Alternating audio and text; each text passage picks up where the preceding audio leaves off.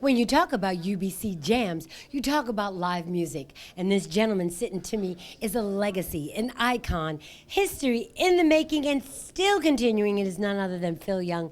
Thank you so much for gracing our stage today. How are you? It's my pleasure. It's my pleasure to be here, and I am fine. How are You know, Phil, a lot of people, especially my millennials, might not know your history, but just let everybody know some of the people that you've worked with, because you've played for just about everyone.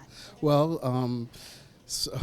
wow, Aretha, Lionel Hampton, Dizzy Gillespie, Roy, so many. Roy Hargrove, Maxine Sullivan, Mary Lou Williams, The Temptations, The Drifters, The Coasters, The Platters, the Fifth Dimensions, and it goes on and on. You know? This is the time that you go like this.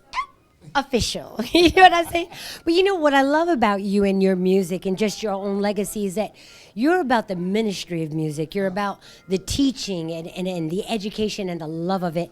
And for those that don't understand what we're talking about right now, can you please educate them real quick? Well, you know, one of the things is that we are, as musicians, are responsible for the climate, especially in this community. You know, we are healers. I believe that. I believe that what we do and how we do it has an impact on people. Absolutely. On the community, again, on our race, our culture. We're responsible. We have to be responsible, I should say. And so, yeah, I accept that responsibility. I think it's very, very important. I love what I do. I love our people. I love this community. You know, and it shows. It's a long legacy of art and culture. Harlem is the hub. This is where it's all happening. I always like to say if the streets could talk, the conversations would be phenomenal, because some of the greats from Langston Hughes on and on and on have walked the streets of Harlem. When you talk about drums, because a lot of people don't understand that with our music, that's the beginning.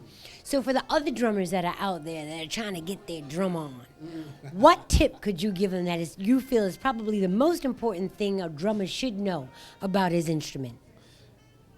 I think that it's important that drummers understand the culture that they're dealing with. And, you know, there's so many genres. There's rock and roll, there's R&B, there's jazz, there's Caribbean music, there's blues. All of these genres, all of these types of music, the drums are very, very important. Extremely important. Exactly. Soca, all these different beats.